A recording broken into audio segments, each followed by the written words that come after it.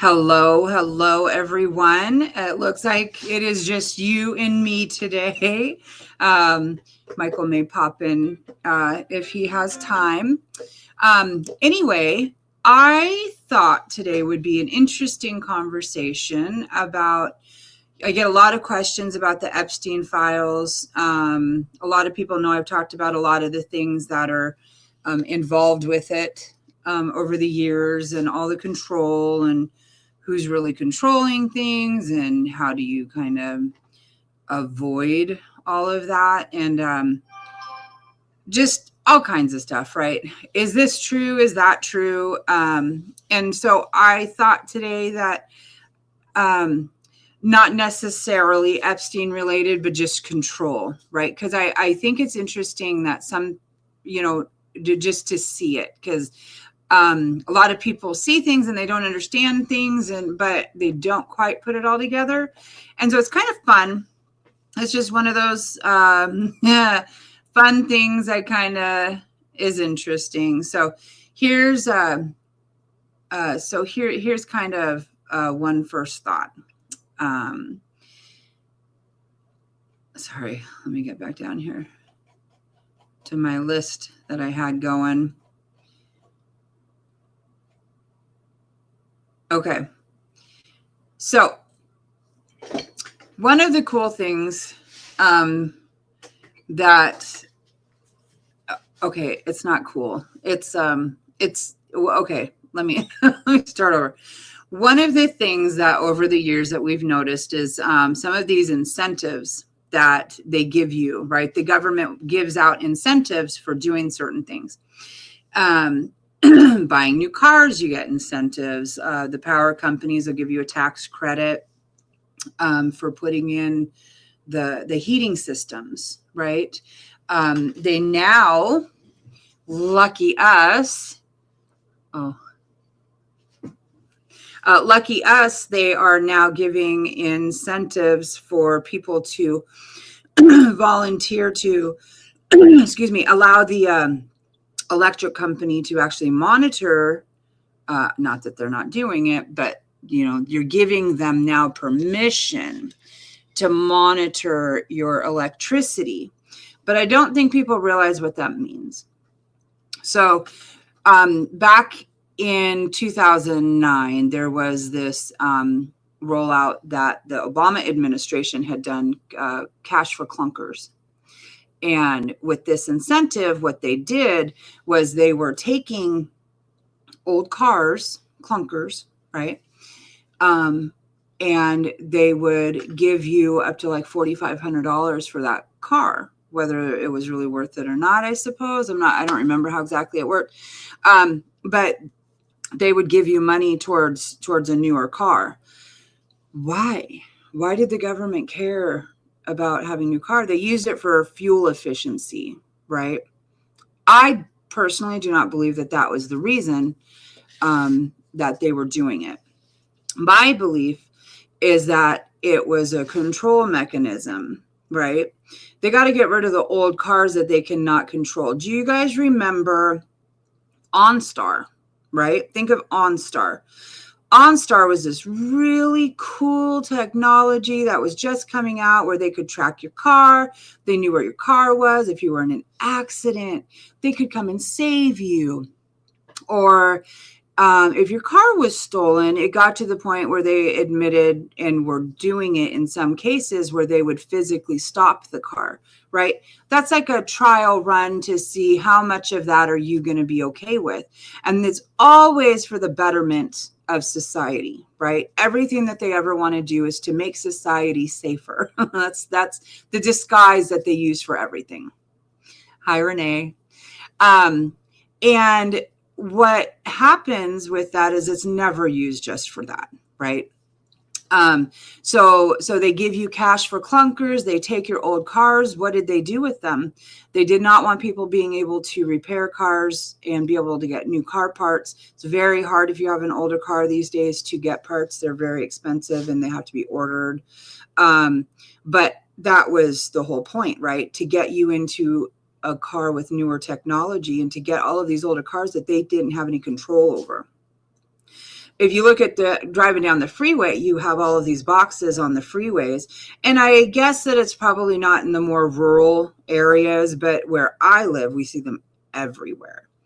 And these boxes hook up to your car and can read your car. They know who's driving. They can tell who's driving the car, and it's one way that they're tracking every single move that we make.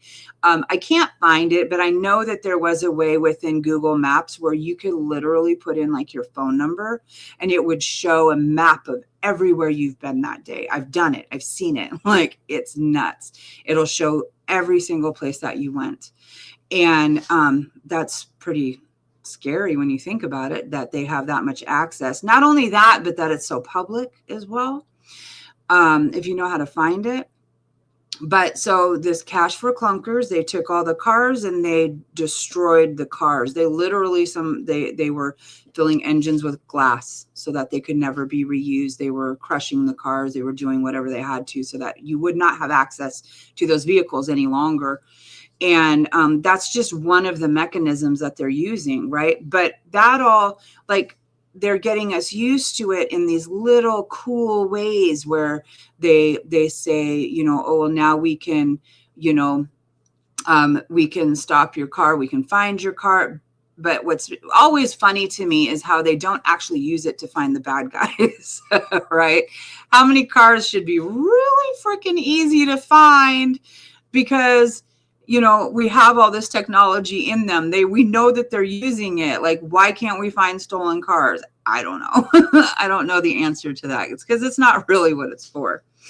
You know, another part of the tracking of us is literally sharing your location. Like, this one drives me insane.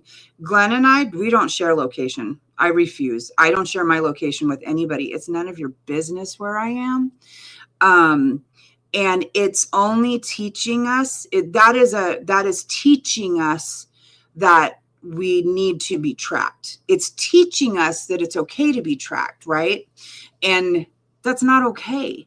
It's giving them permission to do it when they see people doing it. So now you get notices from your doctor's office. Let us know, you know, let us track you so that we know when you're here, so that we can get you in for your appointment quicker.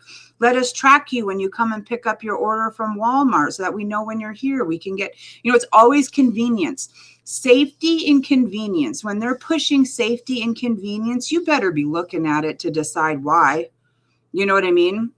You know, this has been happening for 100 years, right? You know, all of this manipulation, think to the store cards, right? Those are tracking you. Those store cards they send you coupons based on your history of what you bought because they know. Think about this. You know, here in Washington State, we have the bag laws, right? And so they take away the bags. Do you not think that they're tracking who's honest? You don't think that those scales that are connected to the registers can tell if you took a bag and said you didn't, right?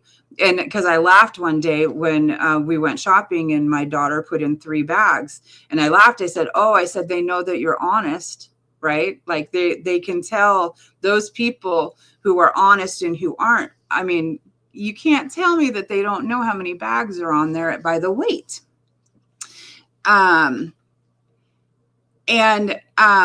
So, you know, there's all these tracking mechanisms that they use to get us used to this.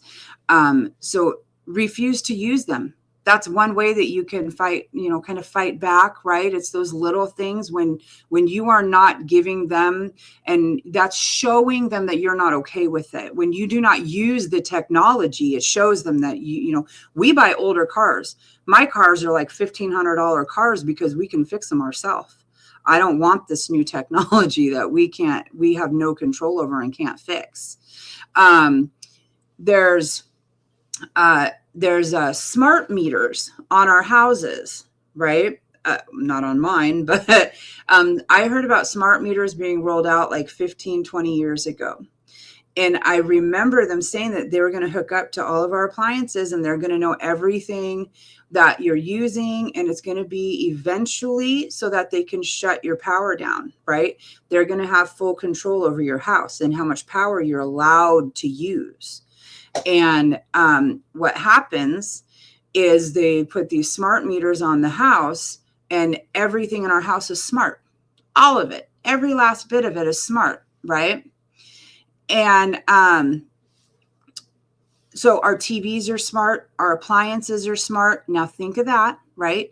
You get rebates from the government, tax rebates from the government to be able to put in new the heating systems. I can't think of it. Central heating, right? Put in central heating into your home. You put in the new central heating stuff. They have full control over that. I don't know if anybody remembers, but in Texas, they had that super, super cold snap, right? And people were complaining because they would set their thermostat and it would be turned down automatically. You have no control over your thermostat when you go and do that. So between the smart meters and these incentives to save you money, this is all mechanisms for controlling us. And so, you just refuse to do it. Is it inconvenient? Sure. It can be very inconvenient. Believe me.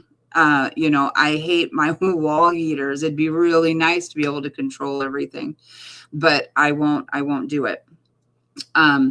Your appliances, it's going to get to the point right now.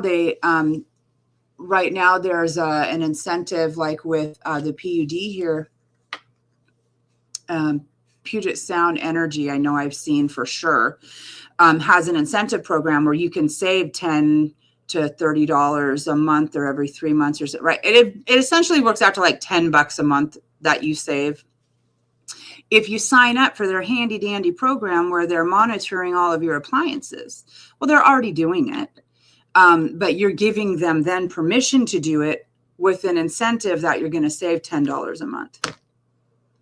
$10 a month for me, for them to control all my appliances is not a good incentive, right? That's not working. But, so what can you do about that? You can sign up to not have a smart meter. You can refuse them. We had one taken off of our house. I thought that we had signed up to not have a smart meter, and I was wrong. Apparently, I didn't do it properly, and I was told that I had by one person.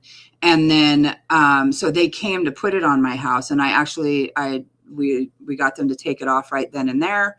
And I fought with them for over a year because they were saying that we were threatening and all this crap. But eventually we won, and they haven't put one on. I have to pay extra because I don't have one. So it costs me money to not have one. And I'm willing to pay it because I refuse to have that on my home. Number one, my daughter sleeps her head, it's like right by our bedrooms. And I'm not sleeping with that thing right next to my head, right? That's just not good for you. So if we take this down conspiracy road, and you think about it, like the number one way that people used to get contaminated with lead was actually drinking water and food. Okay.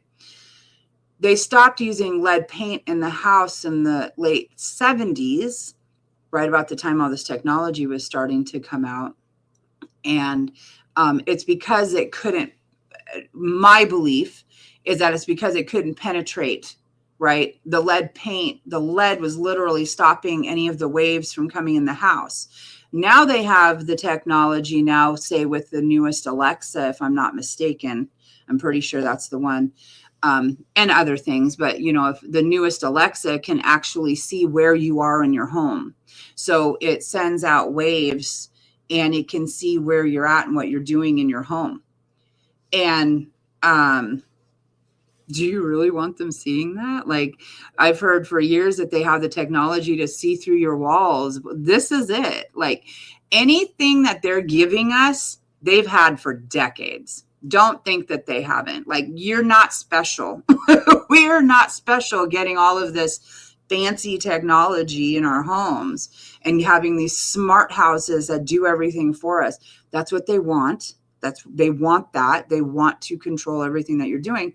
But all of this fancy technology, they've had it. They're just allowing us to use it because it has a purpose for them to control us, right?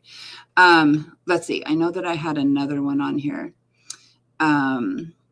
It's the energy incentives and rebates, the smart grid, tracking you for your convenience.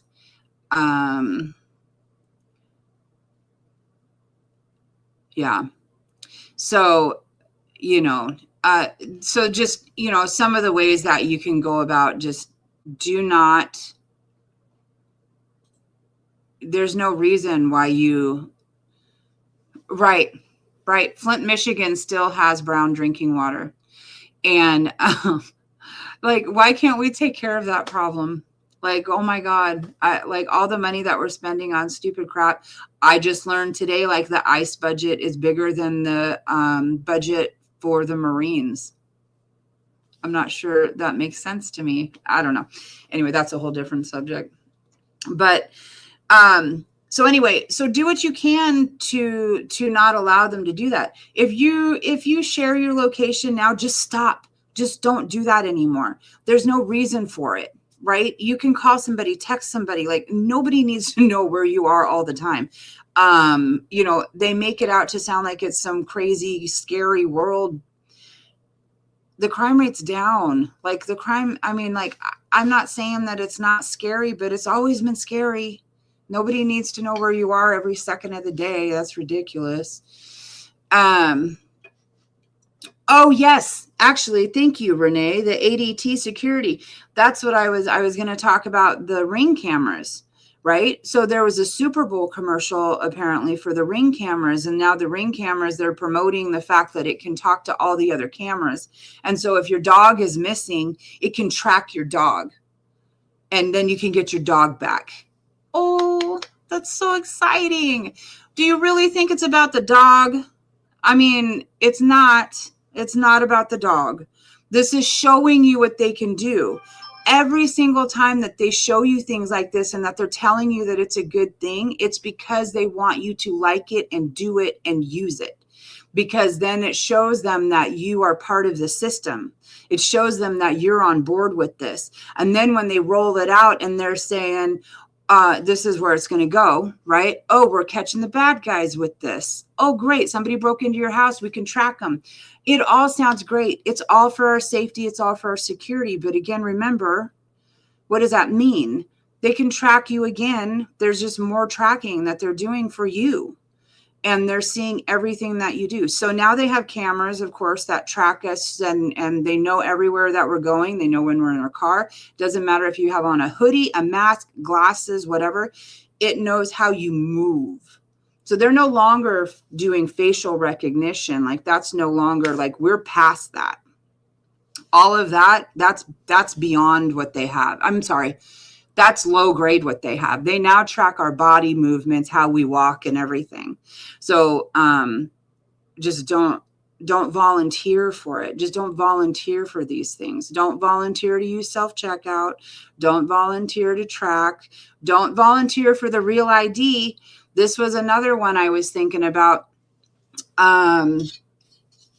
Just let all my crazy hang out there today. So another thing about the Real ID, I refuse to get it. I will fly without it and I will pay whatever fee they want me to pay. I will not get it because I do believe that this is that digital ID that we've heard about for years, right? It's the digital tracking of us. And this will eventually also be used to track not just our movement, but it's going to be tied to our medical records, and it's going to be tied to for convenience, and it's going to be tied to our digital money because they're getting rid of money and all of that. So all of those digital things are going to be on that Real ID. It will all be connected. So now what's happening in Congress In DC, they are promoting it as a, right now what they're talking about is that we need to have laws for proof of citizenship when you vote. I do not disagree with that, right? This isn't where I'm going. I agree 1,000% that we should have proof of citizenship. I'm not entirely sure that the federal government is who should be doing that and that it should be left to the states, but that's besides the point. My point is that they're using this, and this is going to be what's going to trigger people to want to go get that real ID more, right? Because you have the people who don't fly, right? Like flying with a real ID is one group of people, but you have people who are, typically don't fly, or they might drive or whatever. How do you get them to get that real ID when it's not important for flying? Well, many of them probably vote. And so let's push them into the real ID for voting. And so I'm starting to question the reason why we're pushing that right now. It seems logical, but as we've seen in the Epstein files, everything has the purposes for what they're doing are always more nefarious. So that's what's kind of hanging out there for me. It's an interesting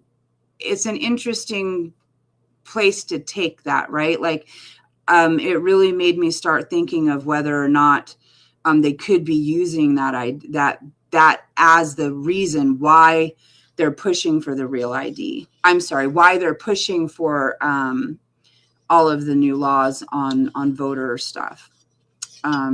Because who's going to say that's a bad idea? It's like save the children, right? Like if there's a bill out there that like children are dying and they're starving, don't you want to feed the children? But, in the end, it's, not actually a good thing because I don't know. I have no example of a bad thing, but it's never used for what we're told ever. And so this is just one more way for them to do that, I'm thinking. Let's see. If they provide service like mental health addiction, they would have less problems if they had to address the grassroots of the issues. Oh, right. Yeah. Now, if we actually address some of these problems that we have, then, well, right. And that's what We the People is for, right? Like, that's exactly what we want to do. Yes, and the smart TVs, a lot of people don't know, there's about 1 million ways for them to track us through our TVs. And I don't know, if you are not aware of it, it would be a really interesting hole for you to go down, and the technology behind the TVs and how long they've had cameras in them, how long that they've had technology in it that can like two-way, right? They can hear and see through your TV. Like, look that up. There's a fun little rabbit hole. Anyway, we're living in crazy times. So before you just blindly like go on with the next thing and think, oh, this is really neat, wonder why. Why are they giving you that? Why are they giving you the incentive and the tax deductions and all of these things? It is to push you into things that they want you to do. It's never because it's actually going to be good for you. Here's a really good example that's real life and that we've been able to see over the years is, oh my gosh, Bush did it. The Patriot Act, right? Over the years, the Patriot Act, it was originally for terrorists, right? And what was a terrorist at the time? Some foreign guy or somebody who blew up a huge government building, right? Now who's a terrorist? The guy on the street that they don't like. Like, that word has evolved over the last 20 years. And it's been an interesting evolution. And as soon as the Patriot Act started, we were like, no way, man, that's not a good road that we're going down, because that is going to be used against people. And it was almost within the first few years, it was actually used against journalists at the very beginning of all of this. It was used against journalists who were reporting on all of this. You don't want to kill babies, so force all children to take 70. Yeah, exactly. Exactly. Sorry, I just saw a comment here from Nathan. You don't want to kill babies, so force all children to take 72 vaccines before they're 6 months old, right? It's all nefarious. Like, why do they want to do that? So anyway, I feel like I've rambled by myself for 25 minutes now. There's a lot of holes there, right? Like, check out the smart meters. Where did those start? And what can they actually control? You want to do your laundry at 3 o'clock in the afternoon and you've met your energy quota, you're not doing no laundry. Just wait until they put the smart meters on our water. It's all coming. It's all coming, and we need to be very cautious of where we allow this to go. With that being said, We the People has some really exciting things happening. I know Michael next week is planning on talking to a few people who are with We the People that have been elected to office there. I believe school board, and I can't remember the other one, but he's going to be talking to them. That's very, very exciting to have elected people, We the People. I think Renee Mitchell is going to come on Friday. I'm hoping, Renee. And we'll get to chat with her. She's running in New York. And, if you're here in Washington State and you're interested in running for office, please reach out. We would love to help you with that, and give you a ballot line to run on that you can feel good about and not have to choose between the other two. So with all of that said, if you're interested, also, it's WTPWA.com. It's just We the People Washington abbreviated. And if anybody ever wants to come on and has anything that they want to talk about, let us know, and we would be happy to talk to you. So I hope that you guys all enjoy the rest of your Wednesday.